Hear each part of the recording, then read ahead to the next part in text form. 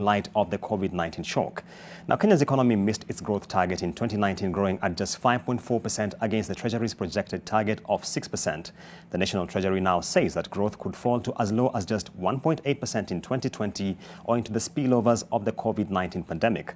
The government has already taken a raft of measures to try and mitigate the effects of COVID-19, including tax cuts, enhanced cash transfers, and engagement with the banking fraternity to extend favorable loan repayment terms to borrowers who are adversely affected by the spread of the disease. What's Kenya's economic outlook like in light of the present shocks? Is the country deploying the right policy measures to countervail the effects of COVID-19? Do we have a good sense of the risk profile the country confronts given the multiple shocks of COVID-19, the desert locust invasion and now the floods in parts of the country? To unpack this subject, I should be joined by the Cabinet Secretary for the National Treasury, Ambassador Ukur Yatani, who will be joining us later on, the Secretary General for the United Nations Conference on Trade and Development, Dr. Mukisa Kitui, the Global Director for Government Relations and Policy at One Acre Fund, Michelle Kagari, and last but not least, we'll also be joined by the Group Managing Director for NCBA Bank, Mr. John Gashora. Ladies and gentlemen, welcome on set. Glad to have you to share your insight into this very pertinent subject. Let's start with Dr. Mukisa Kitui. The subject of COVID-19 has definitely now dominated policy discussion in this country. We would like to get your sense in terms of how bad is the situation, because we are in a position where we are still debating what's the best case scenario, what's the worst case scenario in terms of economic outcomes. Dr. Mukisa, what do you make of this? Thank you very much. Well, certainly I can't give you major details better than the minister on what the situation is like in Kenya, but I can just give you a sense of the global drift of things. A number of things that are happening globally directly impact Kenya. First, beyond the health pandemic as it is itself, you have a major crisis in the global economy. The major disruption of export trade, which has directly impacted horticulture and floriculture exporters from Kenya. The disruption of movement of maritime trade. You can see the challenges of transport across borders is just part of the challenge. But most importantly, the global markets are being rewritten afresh. The global value chains or global supply networks are being shifted by purely political considerations, taking advantage of the pandemic that is COVID. How do I mean? Countries like Japan, for example, are paying their governments like Japan are paying their enterprises to relocate out of China and go back home or go elsewhere. The US has been incentivizing American investors in China to relocate to Vietnam, Mexico, or even better, back to the US. So the rise of economic nationalism in major markets is disrupting supply chains in a way that will impact our traditional access to markets. So after the crisis, that is a health crisis, the main challenges of the economic crisis will come in. Secondly, a lot of the small jobs in the informal sector, manufacturing and so on, are going to disappear, never to come back. There's a major challenge that you are not going to revive what was there. You are going to construct a new economy. It comes with challenges, it comes with opportunities. Some pre-existing problems are being amplified by the crisis. Problems like declining Kenyan competitiveness in the East African and COMESA markets. Problems like shrinking manufacturing sector. The carryover problems from the financial services industry, which was disrupted for years by the Cap Control Act, which is only now starting to recover. Yes. And this is compounded by a recent problem, rapid capital flight because of the pandemic, which has depressed not only the currency of Kenya and other developing countries, yes, but also the valued assets. These are problems you're going to deal with, but you'll have to invent new solutions, okay, not this. Many thanks, Dr. Kitui. Quite an enriching global outlook there. And of course, the key point there is that jobs are going to disappear, not to come back. And I want to switch here to John Gashora, the Group Managing Director of NCBA Group. When you hear this kind of comments, and of course, a lot of conversation is happening around what the banking sector can do to try and sustain the economy and at least push the business activity forward. What do you make of this, John Gashora? Thank you, and great comments from Dr. Kitui. I think a couple of things. One is that I think it's worth noting that the Kenyan banking system is extremely strong. And even as we face this health crisis that has become an economic crisis, we are quite prepared. And I think the banks were the first ones to announce measures that we want to take to support our customers. As of 2 weeks ago, when we did a survey, about 20,000 of our customers had already come to banks asking for restructurings or extensions or moratoriums. Out of those, what I have seen is the success rate runs somewhere around 90%, which tells me that banks are ready and willing to support customers. That said, banks cannot be the solution throughout this crisis. Therefore, I commend the actions that the government has taken. I believe there is more that can be done from the government, working with its partners to support, especially the vulnerable and the SMEs. Okay. Thank you very much, John Gashora. Clearly, the issue of jobs still coming up there. And just to remind you that you can be part of this conversation online, hashtag Nation Leadership Forum. There you can tag at NTV Kenya as well as at AmbokoJH, which is my handle. I want to bring in Michelle Kagari of One Acre Fund. The issue of jobs is really critical here. And you're in the sector which deals with agriculture and small-scale farmers directly. Yesterday, we had a detailed report on the Kenya Economic Survey, and 9 out of every 10 jobs are coming from the informal sector, the bulk of which are in agriculture. When it comes to financing farmers, what do you think can be done to at least cushion the economy in light of this shock, Michelle? Well, absolutely, I'll agree with Dr. Kitui that this crisis has really brought sharp relief to the challenges that were there in the agriculture sector. At the same time, though, this is not the time to be thinking about what can we do in the longer term. We really need to come together and be innovative and find solutions. And there's a lot that we can do very practically today. So financing has been a consistent challenge for people in the agriculture sector. There are opportunities to design financing tools that are responsive to the lived realities of people in the informal sector and that provide flexibility that will allow them to pay loans. One Acre Fund's model extends financing to farmers. Our loan portfolio this year is 4.5 billion to 450,000 farmers. And consistently since we started in 2006, we have shown year on year that farmers are able to pay back. Secondly, we really need to look at the obstacles that are in place right now that we can quickly get rid of or streamline. One of the things is really to strengthen the coordination. The government has acted swiftly to deal with the health crisis, but food is absolutely critical right now, not just because it's a key actor in the economy, but also for our own health. So ensuring that streamlined coordination so that farmers can get their produce to market and that these produce can reach the consumers, leveraging innovative actions like e-commerce would really go a long way. Great comments there. And I want to get back to Dr. Kitui. We have seen some measures already being taken by the government, especially by way of tax cuts and cash transfers. The Tax Amendment Act, which was signed by the president, has given some relief, especially for those who have a gross income of 24,000 shillings and below. When you look at the measures being put in place, are we on the right path, or what do you think? You know, there is no silver bullet for dealing with this problem. There are a number of different interventions that can help. The tax measures within the limits of the government's abilities is a step in the right direction. The establishment of an intersectoral committee that advises on what measures to take is very important. As it were, we have to deal with the health pandemic and then deal with how to bottom out the economic pressure before it is too deep. But the number of things that could be done better. I thought that scrapping electricity rebate for manufacturers sends a negative signal that this is no time to add to the burden of manufacturers. When manufacturing has been actually declining, it is suffering a pre-existing condition. Adding any pressure, reducing any support is a negative to the recovery of that sector. But having said that, just what was just mentioned about agriculture, globally, the greatest success potential lies with those who are going to adapt to the digital technology. If you look at the Kenyan rural farmer, I don't think their problem is only access to credit.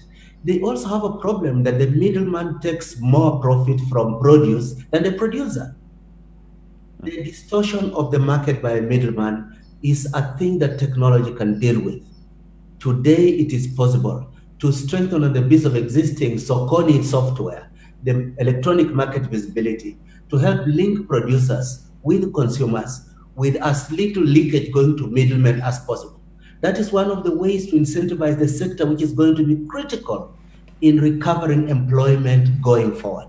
Yes. But also another area, we should relate the helicopter money, any support, not just as welfare to the most vulnerable older citizens. We must give livelihood to younger persons who will be the force of economic recovery as we prepare beyond what you can mobilize nationally. How can you raise international solidarity to put resources into reducing the dip in economic livelihoods and the existential challenges that a lot of unemployed and underemployed young men and women are already suffering? Okay. I'll be coming back to you on a point you raised, Dr. Kitui, but I want to cross over to John Gashora. This discussion around, you rightly said that banks are not the solution to what we are experiencing right now. And many are concerned, especially looking at the moves the central bank is engaging right now, slashing the benchmark rate.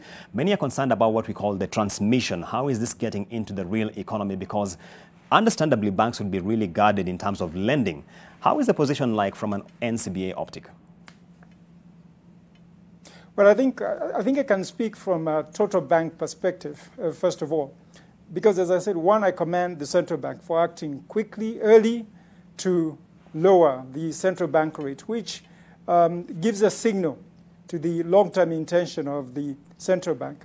However, that said, I think as we discuss this, and I was listening to Dr. Kitui talk about the various solutions, and I was thinking to myself, there is the short term, and the short term is purely survival. To talk about somebody's viable livelihood today, I think is a stretch. To me today, it's all about survival. And if that's the case, then the transmission that we will see into the economy of the changes that the MPC has announced may not be because of new money, but is making access to pre-approved money possible. Today, there are many companies, many SMEs that have pre-approved lines of credit that they do not have access to because banks also obviously have to worry about their own liquidity. What is happening today and what the central bank has done through MPC is, one, it has lowered the cost of money. Two, it has also reduced what we call the CRR, which is the cash ratio that the banks have to hold with the central bank, releasing more liquidity into the economy. That all is being transmitted. As I said, you may not see it with new companies coming to borrow, but previously viable, pre-approved companies still have access to their lines of credit and their working capital. I see. And to get back to Michelle here, the Kenya Economic Survey indicates that as early as last year, the agriculture sector was already taking a hit. Growth fell from 6% in 2018 to just 3.6% last year. On the ground, because you deal with smallholder farmers directly, how is the situation looking like in terms of your day-to-day experience? Certainly for many actors in the agriculture sector, I just point out that the bulk of Kenya's population is in the informal sector, and accessing like some of the credit that Mr. Gashora has mentioned may not apply to quite a number of people. At the same time, what's happening is that the cost of doing business is increasing at the same time as revenue streams are drying up. And some of the things that are increasing people's and farmers' cost of doing business are issues that we can fix. So, for example, a number of markets have been closed, and that's fine because we need to keep safe. But are there ways that we can open up the market so that smallholder farmers can get their produce to market while ensuring that social distancing is observed?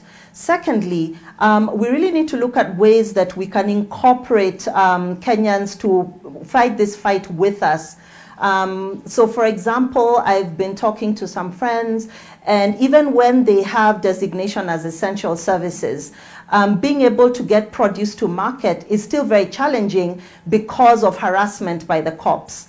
And then even with agriculture being declared an essential service, the onus is still on the person in the agriculture sector to actually seek that exemption letter. These are things that can be streamlined with stronger coordination. Removing some taxes that really increase the cost of doing business, like cess tax, should be also considered as well. And I'd really encourage us to look at some of these practical solutions that really make things easier to continue keeping in business.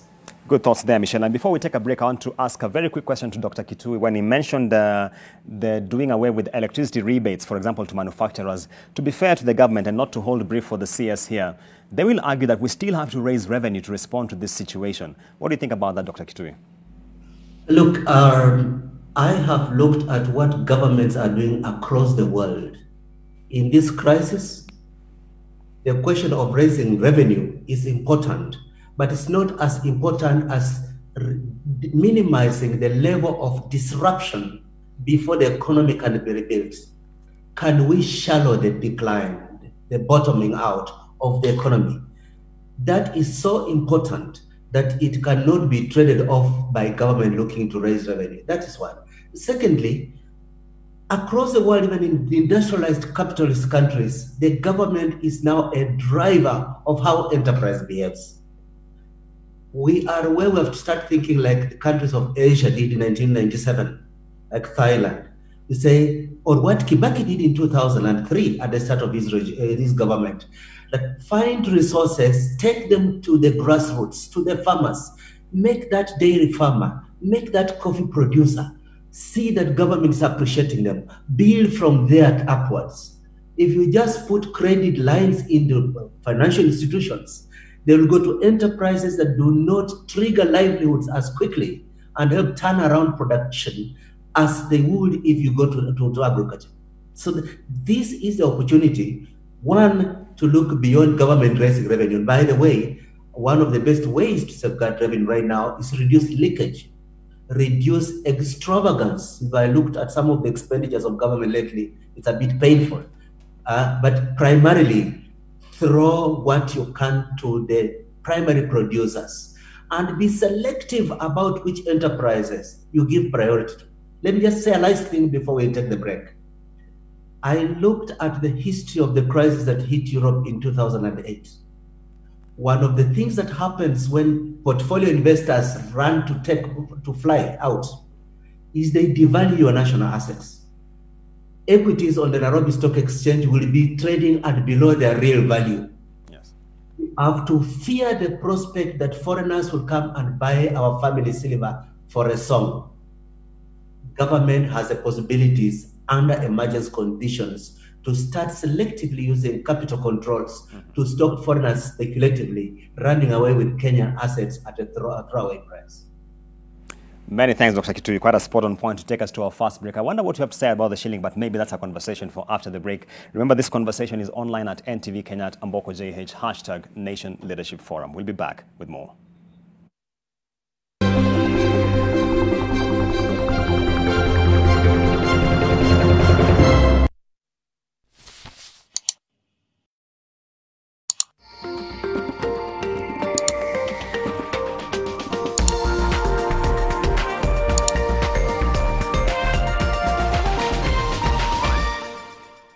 For a better tomorrow, don't forget to do the 1, 2, 3 with Colgate every night.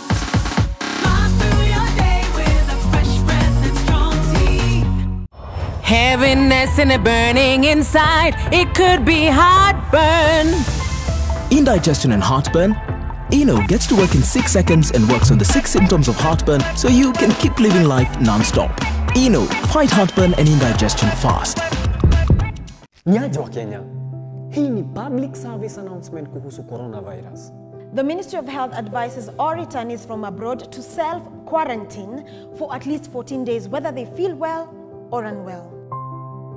Wash your hands regularly following the 8 steps of hand washing. Wet hands with warm water, apply a small amount of soap, rub palms together, rub fingers and thumbs and the beads in between, rub nails on palms, rub the back of each hand, rinse with clean running water, and dry thoroughly with a clean dry towel. Furthermore, it is advisable to cover your mouth and nose adequately when sneezing or coughing and immediately dispose of the tissue in a dustbin. Please do not use handkerchiefs if you can avoid it. If disposable tissue is unavailable, cough into your elbow. Try and avoid close contact with anyone showing signs of respiratory illness, such as coughing or sneezing. Before you share any coronavirus information on social media, please verify it with Ministry of Health to avoid panic and alarm among your fellow Kenyans. Credit to you if you stay at home. If you must shop online, use your NCBA credit card. Stay home. Stay safe.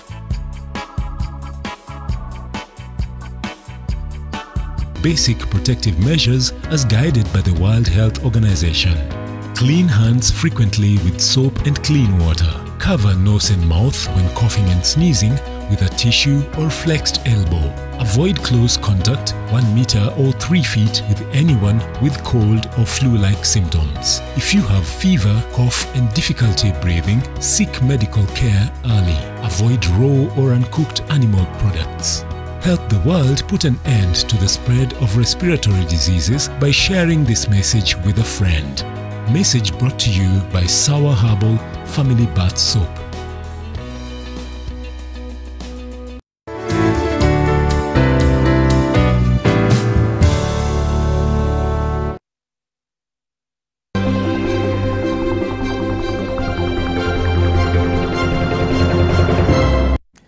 Welcome back to the Nation Leadership Forum, a platform we hope will not only stimulate public discourse, but more importantly, help to influence policy in this country for the better. Today, we are unpacking the situation of the economy in light of the COVID-19 shock. Of course, we already have some particularly dim outlook, with the IMF indicating that the economy could just grow by 1% in 2020. The World Bank indicates a more liberal 1.5%. And of course, the Treasury says it could be as low as 1.8%. So here with me, I have panelists who will help us unpack the conversation. And I want us to go to John Gashora, the Group Managing Director of NCBA Bank. I should mention at this point, we're still anticipating that the CS Treasury, Ukur Yatani, will be joining us anytime to help us beef up this conversation from a policy perspective. But John Gashora, many are curious to know, in light of the risks in the economy, and it's extremely unpredictable, how are banks going about the issue of risk profiling? Of course, we've seen quite some directives from the president indicating something like people should not be listed on the CRB for a given particular period. How is it from your side? Well, I think, as you say, these are special times. And these being special times, the traditional credit analysis that banks would do does not apply. I think one thing we should all agree is that today, it's impossible to determine what business is viable. And my argument has been, if somebody was viable 2 months ago, that is now a viable business post-COVID. And so our approach has been to look at those businesses that were viable before COVID and do the analysis based on that viability, and then decide on the support we give them so that we make sure that they will still be there post-COVID. I think it's important for everybody to recognize that today we are focused on COVID, but there will be a date when we'll look at COVID behind us.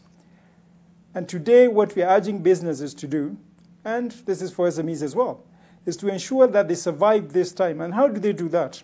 What we are advising them is to take a number of steps. One is obviously to take, first priority must be health and safety of the staff.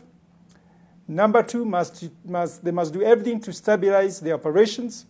Number three, manage cost, push costs that you don't need to incur now.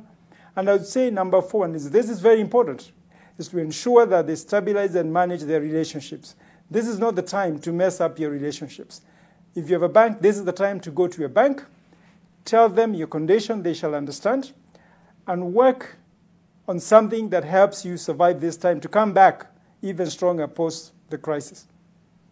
Great. And Michelle, when he talks about it's impossible to determine which businesses are viable at this point, when you talk to many bank professionals, they'll tell you that one of the sectors they tend to deem as high risk is agriculture. And this is a space you do play in. And of course, you have very strong views about this. Is this a view you share? For me, agriculture is basic life or death. Are we going to stay alive from COVID to die from hunger? I mean, like, keeping the agriculture sector alive is absolutely critical at this stage. And I think this is where the government can play a really significant role to make sure that they are incentivizing investments in the agriculture sector now, that they're really strengthening coordination across all government players from the national government down to the village level to remove obstacles that are increasing inefficiencies and increasing costs of doing business so that people can get access to food so that we can build our immunity and survive COVID. And when we come through this, we have a viable agriculture sector that will aid quicker recovery post the crisis. Dr. Kitui, to bring you in here, one of the challenges that has been raised here is that from Africa, we particularly see a country-by-country response and not a well-aggregated response from the continent or perhaps from a region like East Africa. What do you make of this, given the kind of role you play at UNCTAD? There are some collectives that you can deal with. There are some things that are really uniquely national. On the collective level, it will be helpful for regions to cooperate on how to limit the movement of persons and the potential impact on spreading the virus. When you have seen in East Africa some dissonance, some people say go to church and mosques and pray to defeat the pandemic, while others are saying to stay away as much as possible. That is not very helpful. But more importantly, Africa on its own cannot mobilize the resources both to deal with the necessary health Marshall Plan and the economic recovery that is going to be absolutely necessary, regardless of how deeply we are hurt by the health pandemic. That means putting voices together, having a clear shopping menu, not only of deferring debt payment, negotiating collectively for writing off certain bilateral, multilateral debt, and softening the terms. The government will renegotiate. Government will go to the credit markets after this crisis. So this ability to work together, what we have been saying, the need for collective action on low-cost money is going to be very, very important. Secondly, it's very, very important that Africa cooperates because the future is not looking very good with their traditional markets. What we've been talking about, the fracturing of global value chains, the global decline of investment. 2013, 2020, globally, there's going to be a 30% reduction in foreign direct investment. We expect this to accelerate to 40% next year. So there's going to be drying up foreign investment. Governments have to start thinking about how do we mobilize African investment to reduce the pain of this drying up of FDI. Similarly, how do we look for African opportunities as markets? Yes. And finally, there's something said there about agriculture. I come back to it. The financial architecture in Kenya, the institutions, our banks and financing houses, are very well attuned to financing urban enterprises, financing spreadsheets on the basis of your income, your track record. They have not adequately been prepared for two constituencies. One, the smallholder agricultural farmer, and two, the startup ecosystem of young net entrepreneurs. Government has to de-risk resources going into agriculture and going into the ICT sector, particularly the vulnerable startups that are being hit by the rapid withdrawal of foreign investment. Great. And I think we should not play down that importantly. I see. Great point you raised there. And just to mention on the government de-risking, today the central bank did indicate that indeed it is putting together a 100 billion shillings facility with other players to try and de-risk lending to the more vulnerable sectors like agriculture. But I want to come back to Gashora and really to pivot on that point which is being raised by Dr. Mukisa Kitui, saying that Kenyan banks are not well structured or attuned to lending to startup ecosystem as well as agriculture. What do you have to say about this? Well, I think Dr. Kitui actually touched on the issue properly when he said that the issue is lack of data. When he talks about government de-risking, the reason governments need to de-risk is because government is best equipped to de-risk where data is not clear. Remember, banks work on data. We do credit analysis on data. And for the small-scale farmers to collect that data, perhaps what Dr. Kitui talked about, which is digitization, and with support with teams like the ones Michelle is leading, we can manage to collect the data that we need for banks to be able to do the analysis required to support the banks. But that said, I should also say that banks, to their credit, have actually done a lot of work. Some of my colleagues are busy financing coffee farmers in different countries in the country, tea farmers everywhere. We are financing maize farmers in Kitale and other places. So we're doing what we can to support agriculture. But until we get the data that's required to do the analysis, this is where government can help us.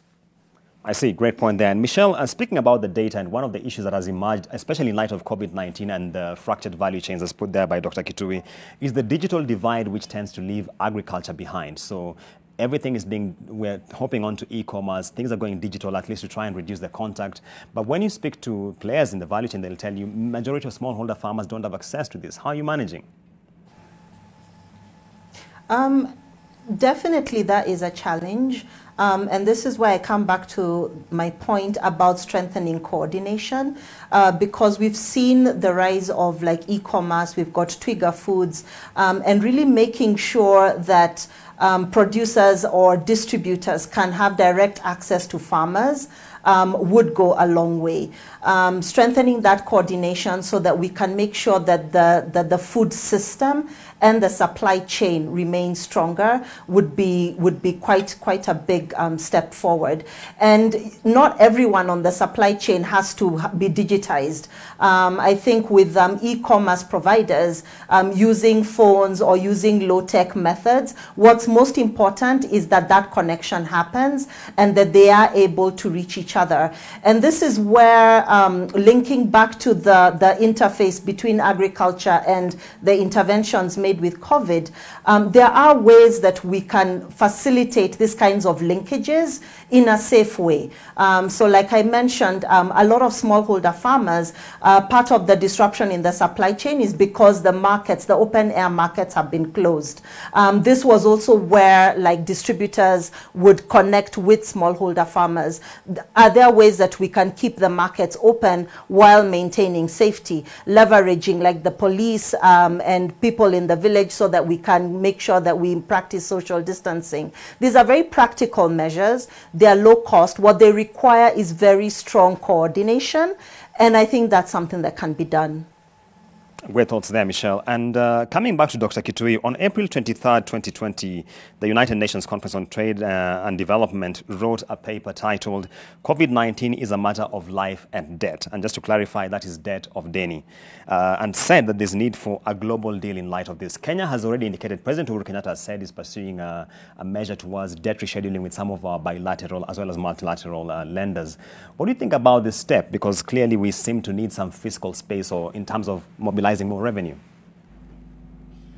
Yes, you have to put your debt situation in this setting. At one level, you are already having dangerously growing public debt in Kenya. Down to a lot of different things, but we can deal with those later on. But I think at the core of it, Kenya's economy cannot afford to sustain the existing political bureaucracy at the cost it is carrying today. But that's just one of the issues. Being said, the reality is Kenya is struggling as a pre-existing condition before this phenomenon came. Secondly, the largest formal sector employer in Kenya is the services industry. And the services industry is taking the largest hit from the coronavirus. The collapse internationally of air travel, which is going to take a long time before it recovers. It will recover in a totally new form. I don't think we'll ever go back to the era of low-cost airlines and air tickets around the world. I don't think that conference tourism will recover to the level it was for many years to come with the new technologies. So what does it mean? It means that pressures are building which will create lower public revenues. and yet servicing debt is still growing. Now combine this with another thing. Globally, there is a major decline in commodity prices. The only commodities rising right now is food. Kazakhstan and Vietnam have already suspended export of wheat flour and rice respectively. These are among some of the main exporters. And just like always when there's a recession, main food producers slow down export. We are going to start importing more expensive food with a declining economic base, with sectors like tourism not recovering quickly enough. There are so many challenges. So what do I say?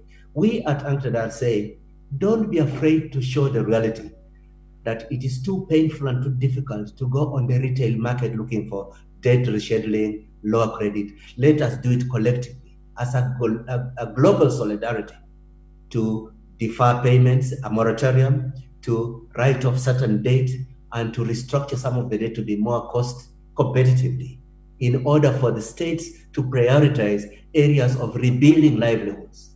And importantly, there's something I've not mentioned. COVID has taught us about how inventive our people are. From factories which closed down textile manufacture to start making PPEs like Bedi Enterprises of Nakuru, to universities and research institutions modeling ventilators and test kits at places like in Senegal, we have seen that necessity is the mother of invention and that you can avoid wasting a crisis. What does that mean? Don't fling open our door again to import everything manufactured from India and China. Yes. The state can assist local enterprises to scale up the technical sophistication of their production. We can build the basis of return to manufacturing after this crisis by being selective in what we support. All right. Thank you, Dr. Kitui. And swinging back to John Gashora there, when it comes to keeping the economy afloat and trying to mitigate the effects of COVID-19, what are the priority sectors you're looking at from a banking perspective in terms of lending? Well, I think today, as I said before, is we're looking at businesses that were viable prior to COVID. The reason for that, and this is important for people to understand, there'll be a day post-COVID. And if you make a decision today that businesses that 2 months ago you were willing to fund are no longer businesses that you want to fund, what you're saying is that there will not be recovery. Part of our business and what we must make sure that we are there for is to ensure that we play a role post-COVID recovery.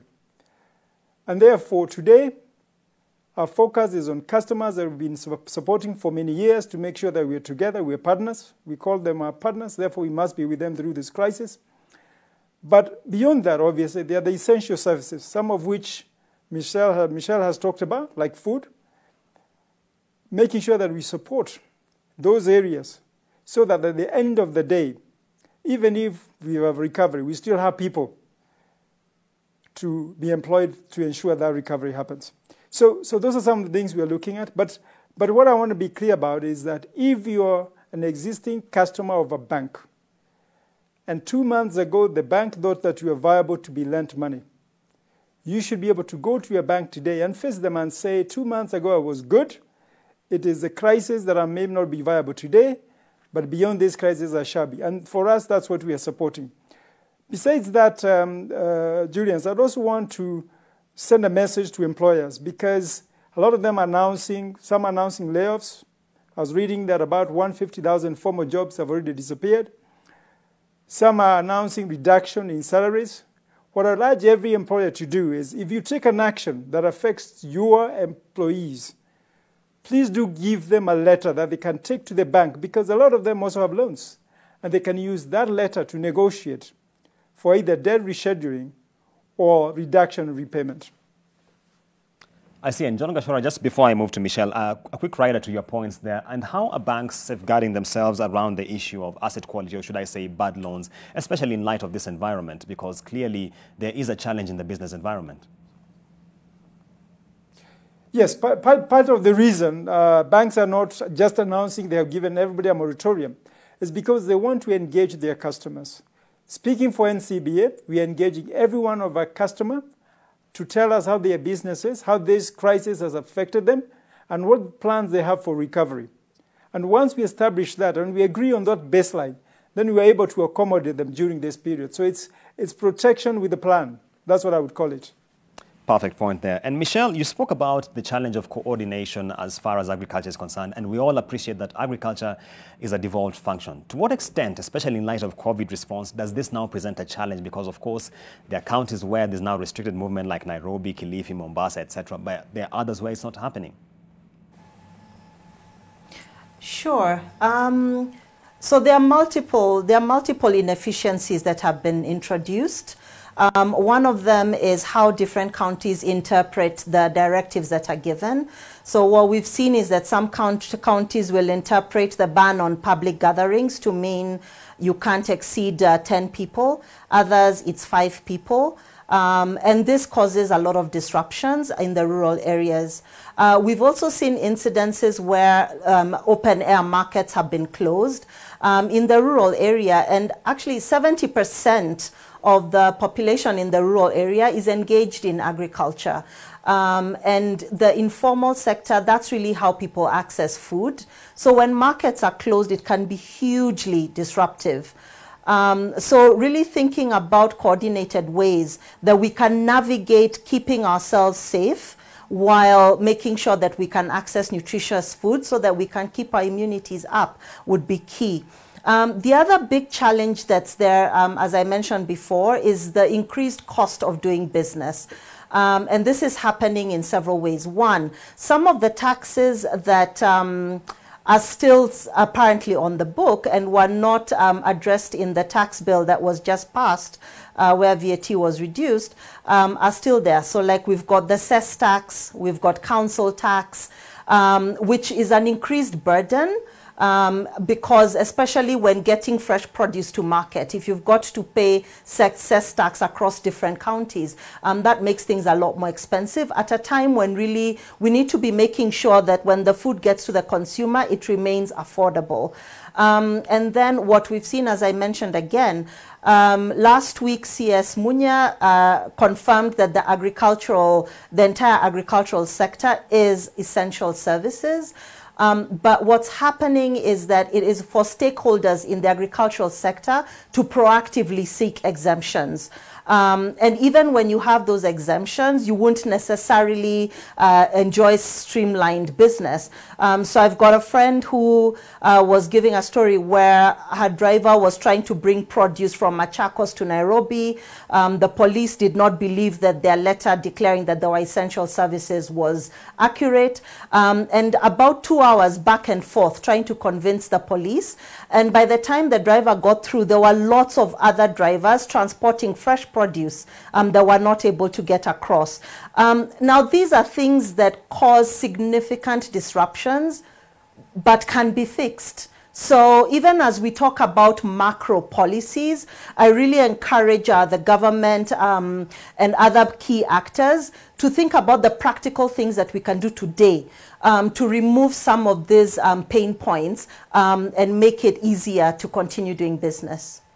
Clearly, we do have some bottlenecks there, and I wish the CS, I still hope he'll be here in good time to be able to respond to some of these questions. Dr. Kitui, coming to you, and still on the subject of coordination, one of the challenges country has had for a long time is the coordination between fiscal and monetary policy, or should I say Treasury and the central bank. When you look at how things are panning out right now, for once, we seem to be seeing a common voice in terms of response to this crisis. Are we on a step in the right direction? Well, I think there has been a very, very, very strong leadership on fiscal and monetary policy, particularly the very, very proactive position of the Central Bank of Kenya. But just before I come back to this, there's something I wanted to come to. There has been a number of mentions from Mr. Gichora about keeping your old clientele as a basis of moving forward. I have a slightly different view of this. Okay. If you look at the old economy that we are now seeing going under pressure, it was declining. It was declining partly because of saturation of investment in real estate, overemphasis in expansion in hospitality infrastructure, continuation of some old enterprises that were remaining analog in very, very fast changing circumstances. The crisis we go through now is rewriting the market for real estate. We are going to have a substantial challenge with the mortgage industry in the coming period, and it is not for the short term. We have a crisis with the capacity for the hospitality industry, what we're going to do with it. If those were your traditional clients, you cannot put them front and center because of client loyalty. You have to start looking at what are going to be the levers of not just reviving all the jobs, but creating new employment for the unemployed and underemployed. What are going to be the new levers, for example, for rapidly sucking in the many, many people in the informal sector whose disrupted jobs are not likely to come back? And to me, investments, for example, in infrastructure, investments in industrializing agriculture, investment in strengthening the ecosystem for the digital economy, these are key areas that are new, and they have to get space. They have to get some oxygen away from the traditional clientele that has existed as the favored clients of the banking industry. Now, having said that, there are limits to what stimuli policies can do in a crisis that has both supply shocks and consumer shocks. Even if you revive certain enterprises, they don't fall. If you cannot revive the consumers because of the collapse of their productive sectors and the informal sector, you are going to have major problems of how to balance this out. I think immediately at the state level, we'll have to talk about reining in corruption, reducing the cost of government, reorienting priorities to areas that really create quick gains. I give the example of what we did when we went into government with Kibaki. At the start of 2003, it was revive agriculture. Take the load, the burden of all credit from farmers, give them a livelihood, competitive marketing. Okay. These are areas with digitalization we can do and get quick wins beyond reviving all enterprises. Absolutely. Great thoughts there, Dr. Kitui. And just before we take a break, I want to get to Burugashora John of NCBA Group. Any response you have in light of what Dr. Kitui has just said, especially in light of how credit is being extended in terms of favoring particular sectors because of loyalty? He's absolutely right. I mean, Dr. Kitui is right. For one is that I've seen some reports estimating that 20% of businesses may not reopen. So the reality is the economy will change significantly. I think the point I made about having conversations with your customers, meeting with them, sitting down, talking about what are you going through today and how do you intend to recover from this. Those are very important conversations. And yes, there are some who we know will not be viable into the new economy. The new economy will change significantly. But that said, I think it's worth noting, and someone said this before, that through this crisis, every day presents a new risk and a new opportunity. A decision you made yesterday may be worthless today, and a decision you make today, you may have to undo it tomorrow. Therefore, we're all learning through this crisis. Are we expecting that non-performing loans will increase? I think that's a reality. We have already seen international banks, banks in Europe and banks in the US, who have started reporting results, announcing major hits or expected hits on their loans and taking major provisions. I'm not expecting any less of African banks as we go through this crisis. This is not a recession. I think it's a depression. And for that reason, everybody is preparing to take some hit. It's how you prepare and how intelligently you get to know your customers and what plans you work with them towards the future. So I agree with him. There are new economies, and we are looking at those. But also we cannot forget engaging our existing customers, because when all this is done, they'll be the ones getting into the new economy. Great point there, Dr. Gashora. Before we quickly take a break, I want to move to Michelle. And as far as the agriculture sector is concerned in particular, there were already the shocks of the armyworm last year. We came into the locust invasion in early 2020. Then COVID-19 came in. How do you see this unfolding going forward for the agriculture sector, especially for the smallholder farmer, Michelle? Like I said, the government really needs to step in and strengthen its interventions to incentivize investment in agriculture and to really shore up the agriculture sector, because we cannot afford for the agriculture sector to collapse. They are the backbone of Kenya's economy. Having said that, yes, the agriculture sector is faced with unprecedented challenges. We've got currently the COVID crisis, but then we also have the locusts, the desert locust invasion, which if we're not able to manage the hopper bands that will be around next month, we're looking at another wave sometime in June that could potentially decimate the entire harvest.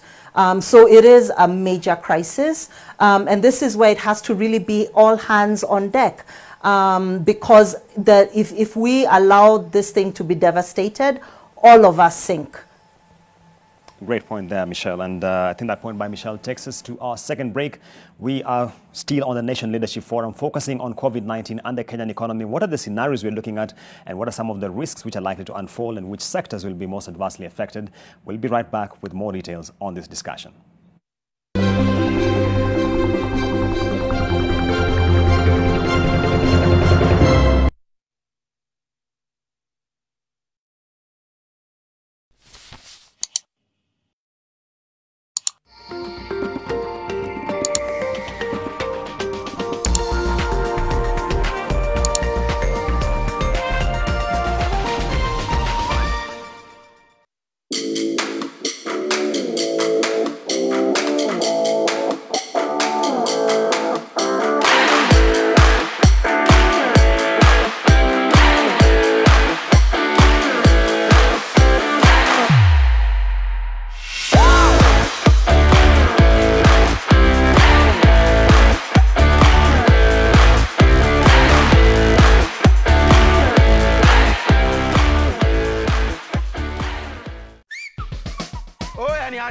Mino Jonte Fresh. Mimi ndio nimetambulika hii Gikomba yote sekta ya manguo.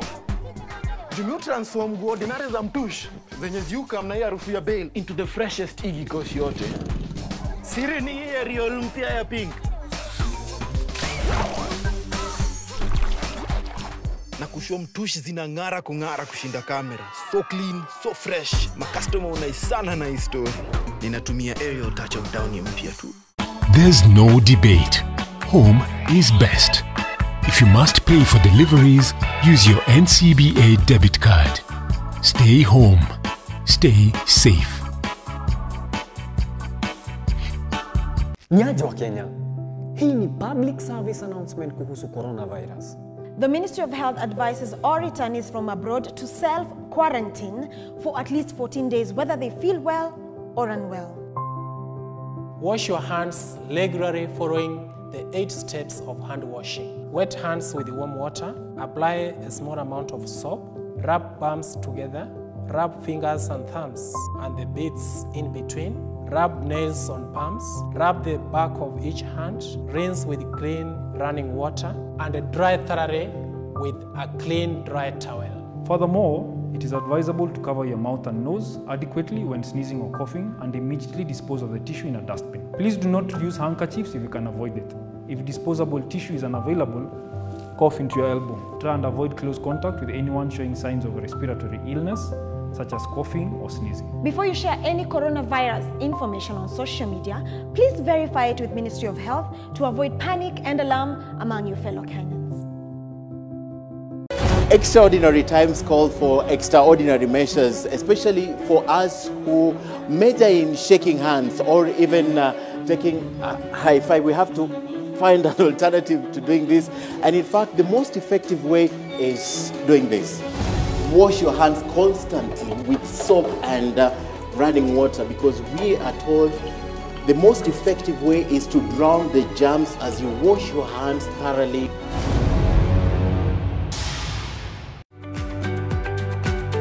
I tried to, do the gymnastics I was used to as a photographer. I want to climb up somewhere. But when I did that, I came down with part of that wall. The prevalence of obesity amongst adults is at an all-time high, especially in women. Whenever you're taking rice, you're taking almost an equivalent of the same teaspoons of sugar. We try to understand why and how this can be managed.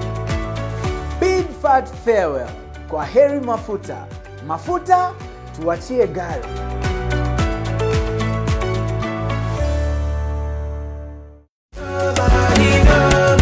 This week on The Trend, he currently has one of the biggest songs in the world. DJ Neptune will be checking in from Nigeria.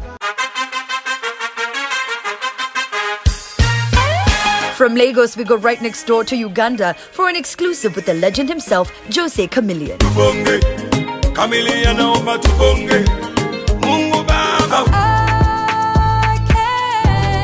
We introduce a new star on the horizon, Tume.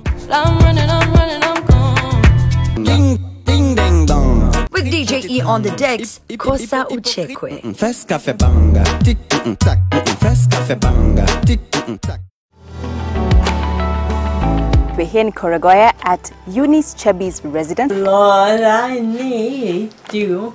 All I need. We know malaria or other diseases, yes, but this one, MS. My feet can't stretch. As a human, you can ask, where was God when this was happening? Oh God, how I need. If Carol will live the way she is forever, it is for His glory. I'll still glorify Him. My one defense, my righteousness.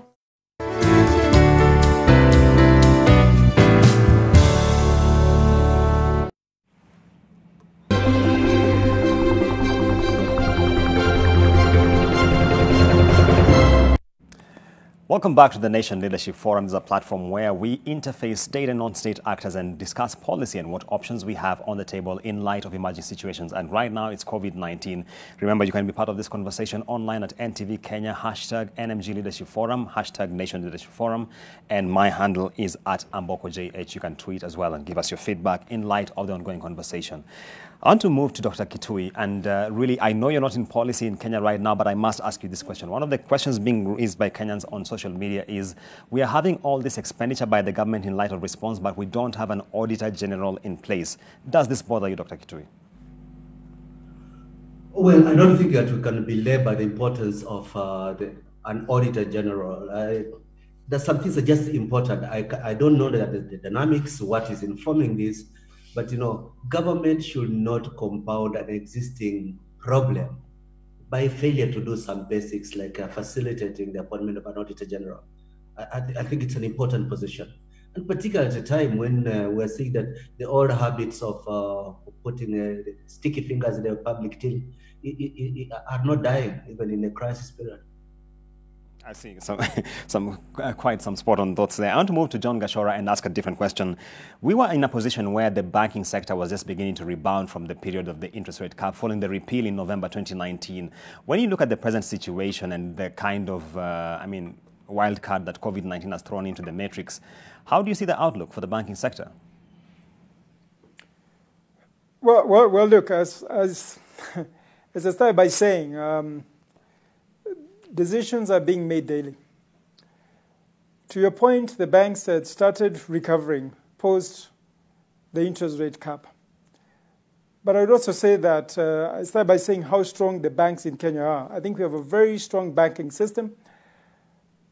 And for that reason, I feel that if this crisis is not too prolonged, I think we can weather it quite well. Now, that said, I think we are working with a 6-month period of crisis. I know a lot of people are thinking 3 months. We are working on 6 months. We think it could be extended. There has been conversations about rolling shutdowns. But for about 6 months, I think we have to really work closely with our customers. I do think, however, that some banks will face some pain.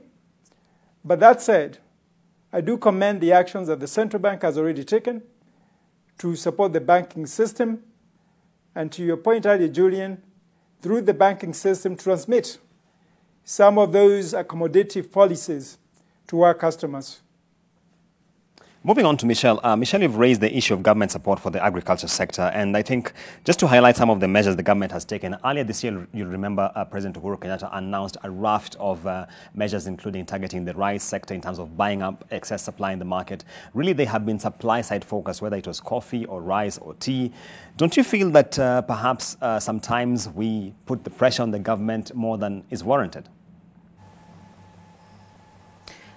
That's why governments exist. And particularly in a situation like now where we're in a crisis, you need a strong government in the driver's seat. So they're doing exactly what they're supposed to do, but it's not enough. The fact is that most Kenyans are in the informal sector. They never had access to formal financing. It's the hustle. The solutions that are made need to be tailor-made to the realities of Kenya. So like, for example, if we are having restricted movements, we are having shutdowns of parts of the sector, how many Kenyans can afford to stockpile food for weeks on end? How many people can afford to sit in their homes for John is talking about a 6-month time horizon. Where does that leave the bulk of Kenyans when it comes to keeping the economy going?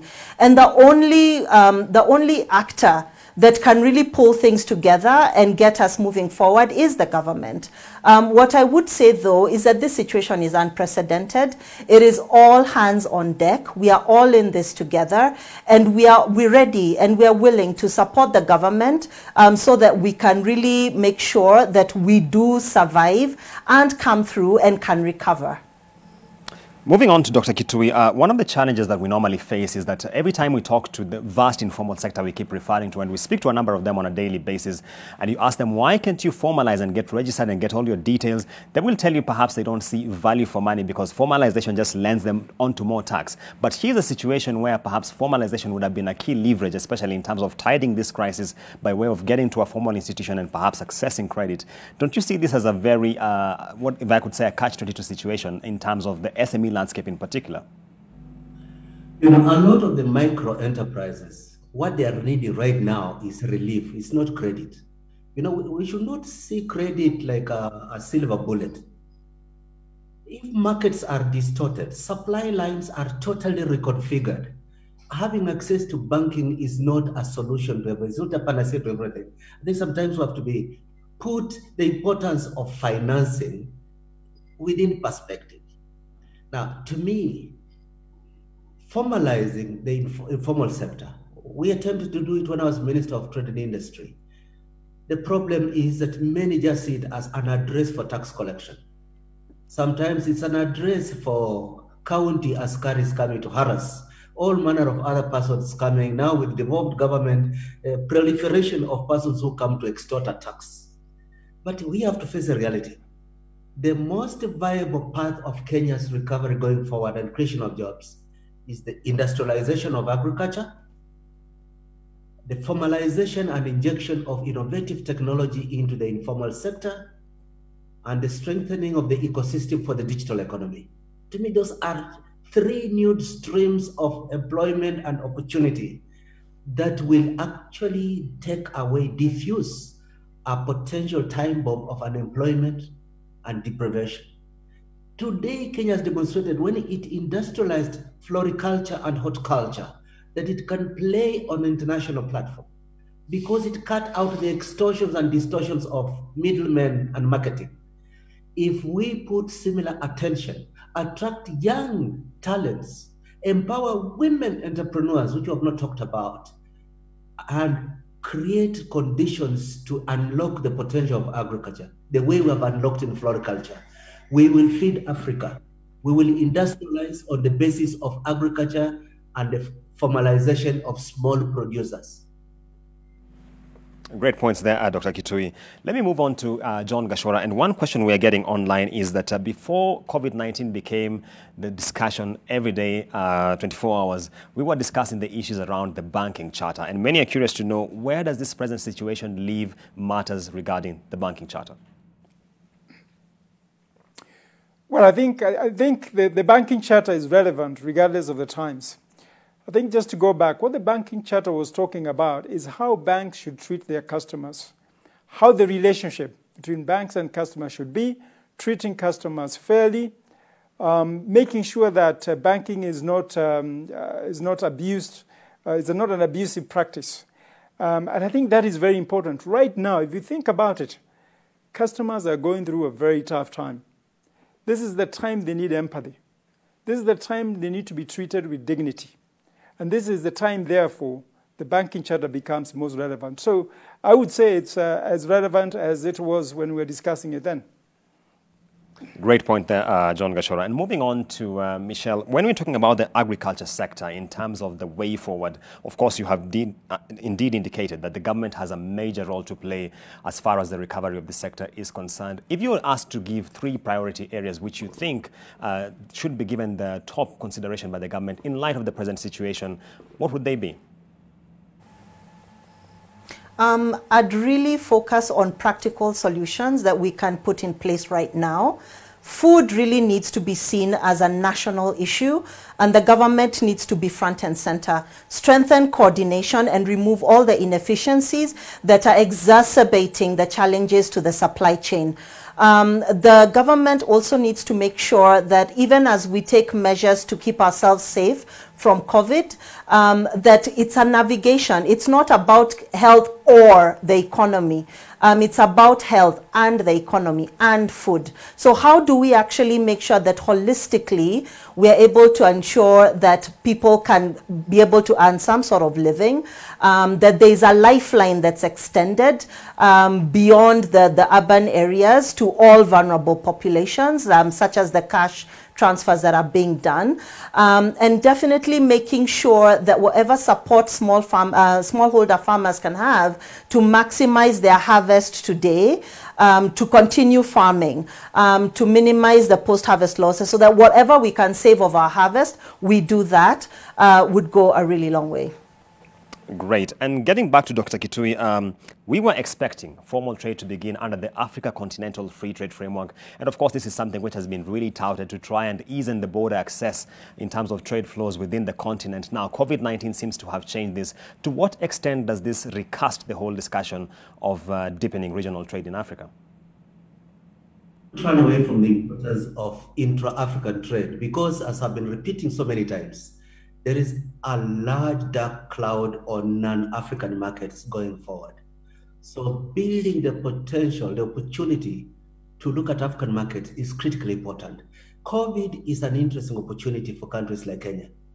Kenya's returns, Kenya's balance payment, Kenya's trade with the rest of Africa has in many places stagnated, but in most places declined. In East Africa, Kenya's exports to Tanzania and Uganda have been declining steadily relative to the exports from those countries into Kenya. So it's a time of introspection. How can we make made in Kenya competitive again? What kind of supports are necessary for innovations to improve the quality and competitiveness of the products coming out of Kenya? What new products and services can we see as the couriers of our opportunity, not only in the East African market, but in the larger African market? For example, fintech and telco services, Kenya is head and shoulders above most of the competition in Africa. Can you build on this to prepare to be the key harvesters on this going forward? But there's something about agriculture that I think needs to be said. You see, Kenya has continued with the economic thinking about agriculture that we inherited from the colonial times. You know, many Kenyans don't know that if you register today that you're a large-scale farmer, you get a subsidy on inputs. You buy fertilizer cheaper, you buy seed cheaper. If you are a peasant, you pay more. Just like the white settler was to pay less, the large-scale farmer today, by practice, buys produce inputs at a low price. Still, the thinking of the Minister of Agriculture is how to facilitate large-scale estate agriculture. We must get off that horse. Start looking at the reality of a small-scale farmer whose grandfather in the 60s and 70s benefited from extension services and new production husbandry better than the grandson is inheriting the land today. Can we bring back extension services? Can we bring a comprehensive seasonal credit program, can we slaughter the monster that a rich farmer gets subsidy on inputs and not the small-scale farmer? If we don't talk about these, just general statements about the importance of food is how to entrench a status quo that has proved unsustainable. Quite some thought-provoking thoughts there from Dr. Kitui. And moving on to John Gashora, one of the key measures which was taken up by the government, and I should say the banking fraternity in light of this, was that ordinary citizens who are borrowers can go to the bank and at least seek restructuring. Already at the beginning, I think you mentioned a number, but just speak to the issue of the quantum you're now facing in terms of loans which are going for restructuring as far as the banking sector is concerned. Yes, as I mentioned, we did a survey about 2 weeks ago. And what we saw is we had about 20,000 within the banking sector, 20,000 applications for loan restructuring. That was 2 weeks ago. My estimation today, we are about 50,000 applications for restructurings. In terms of the quantum, 2 weeks ago was about 150 billion shillings worth of loans. Today, I would estimate that number to be somewhere closer to 500 billion. So they are large numbers we're talking about. For us at NCBA, we have seen quite a few applications. As of end of last week, we were very close to, as of mid of this week, we were close to 2,000 applications. A bit small amounts in terms of quantum. But this is a continuing thing. Announcements are being made every day by companies, what they are doing with their employees. And that obviously triggers more employees to come for restructurings. Companies have taken the time to analyze the effect of COVID on their business, making the best guess that they can, because right now everybody's guessing, and then making the decision to go ask for restructurings. And obviously, when they do so, they also ask for support for working capital during this time. Our estimation is that we expect about 50% of the total private debt to ask for some form of restructuring, whether that be moratoriums, extension of tenor to lower their repayments, a review of their interest rates, and such. So we expect quite a big number of customers to come for restructurings. Wow, that's quite a massive number, John. I should say 50%, an expectation of up to 50% of total private debt to ask for some form of restructuring, which is quite significant. I want to move on to Michelle, and the question is that many times we talk about agriculture, and especially the smallholder farmer. We have a conversation post-harvest and route to market and the challenges they face. But many are asking online, what about the pre-harvest? How is the landscape looking like? How are farmers adjusting to the shocks that they're now facing in terms of the agriculture sector? Thank you. I'd start by saying I completely agree with the comments that Dr. Kitui made. Even at the pre-harvest, like the challenges that smallholder farmers face is ready access to high-quality farm inputs, access to financing that will allow them to get hold of these inputs. Extension services is one of the big challenges that many farmers are facing. There has been limited investment in agricultural extension services over the last few years. And I think One Acre Fund, we are one of the few organizations that proactively provides agricultural extension services. We have over 2,000 community-based field extension officers. And we need to keep them being able to access farmers, to support farmers so that they can maximize their yield this year when the rains are good. With the harvest, on average, farmers will get about 40% post-harvest losses, and you can mitigate some of these post-harvest losses, for example, through proper drying, using harvest drying sheets to limit incidents of aflatoxin. And then the way you store it. So being able to hold on to your harvest so that you can take your harvest to market once the harvest period has ended and there are too much supply so that you can get the best for your harvest. Beyond that, really, access to market has consistently been one of the main challenges that's been exacerbated by the restrictions put in place because of COVID. So increasingly what we're seeing is that even right now, the planting season has started, but incomes for smallholder farmers have dried up because what they usually do is take their fresh produce to open air markets. A number of these are closed. Being able to access middlemen or people who be able to distribute their produce has been disrupted because dispatches usually happen around 3 a.m. in the morning. So you've got fresh produce in particular rotting in the farms, while in the urban areas, access to fresh produce, like maybe in Kibera, has been a challenge. And certainly the cost of fresh produce has gone up. So there's a multitude of issues, but with some targeted interventions by government and, again, strong coordination. I cannot overemphasize how important proper coordination is to streamline the supply chain and minimize the disruptions that are there so that farmers are able to continue farming and they're able to get their produce to market and consumers are able to access that produce.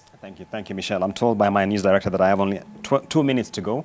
I just want to get to the closing remarks and perhaps start with John Gashora of NCBA Bank. What are your closing thoughts in light of the conversation we've had this evening?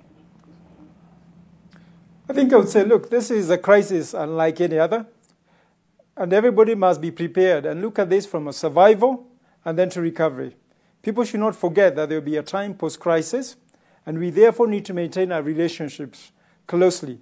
The banks are prepared to work with their customers. We will continue to work with their customers to ensure that they're there when this crisis is behind us.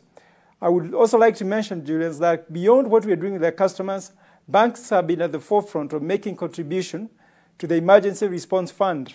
I think to date, banks have contributed about 1.5 billion shillings to that fund. NCBA having been one of the first banks to contribute 100 million shillings to that fund. We continue to support the work that others are doing to ensure that the country comes out of this and survive for the future. Thank you so much. Dr. Kitui, your closing thoughts? Yeah, by all projections, we are at the base camp of an extremely difficult mountain that we're going to climb. Today, the American government announced that 25% of the American labor force is out of job. In the last 4 weeks, 30 million people have lost their jobs. The statistics are only going to get worse in Kenya. Pray God that we do not get the worst hit from the coronavirus, but the economic hit is going to be devastating nonetheless. What does it call for? It calls for a national dialogue.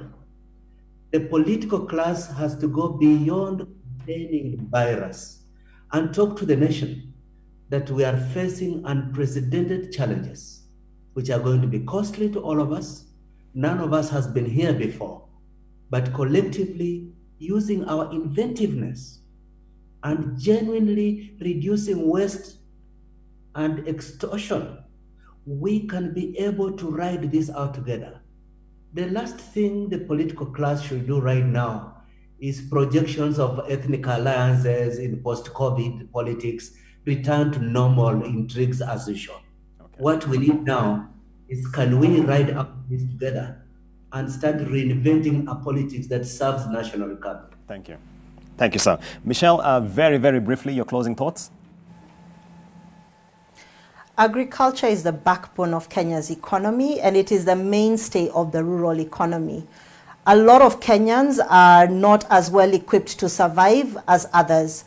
The government needs to tailor solutions that are responsive to the lived realities of Kenyans and many, many, many smallholder farmers. Food is a national issue. The government needs to step in and really strengthen coordination to remove the inefficiencies in the supply chain to ensure that people have access to food at this time. Many thanks. That takes us to the close of business as far as the Nation Leadership Forum focusing on COVID-19 and the economy is concerned. I have to truly apologize. CS National Treasury Ukuri Yatani had confirmed with us that he would be part of this panel, but unfortunately, owing to commitments elsewhere, he has been unable to join us. But we still will be welcoming to give us some thoughts around this particular subject. I've been your host, Julian Samboko. News will be up next, and thank you for your viewership.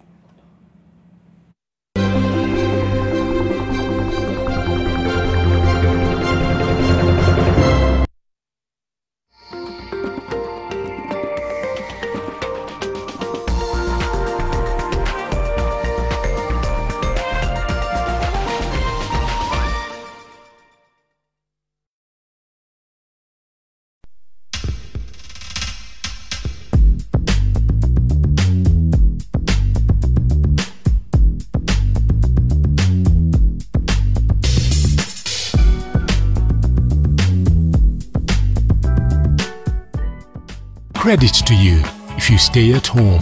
If you must shop online, use your NCBA credit card. Stay home. Stay safe.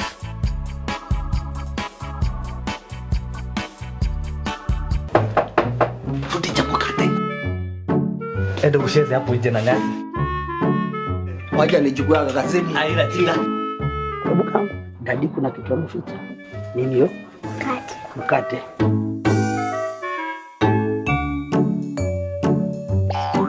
Unaona selector sasa hii selector iko na kizesta. Maze.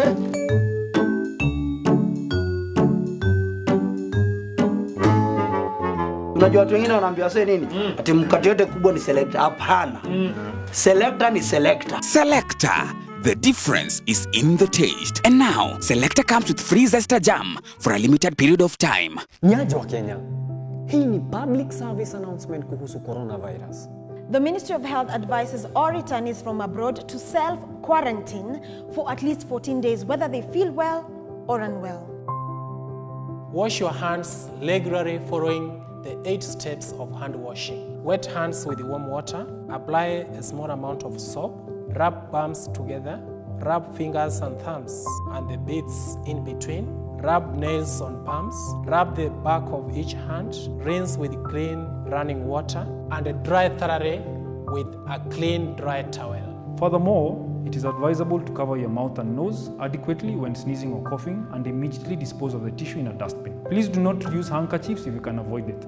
If disposable tissue is unavailable, cough into your elbow. Try and avoid close contact with anyone showing signs of respiratory illness, such as coughing or sneezing. Before you share any coronavirus information on social media, please verify it with Ministry of Health to avoid panic and alarm among your fellow Kenyans.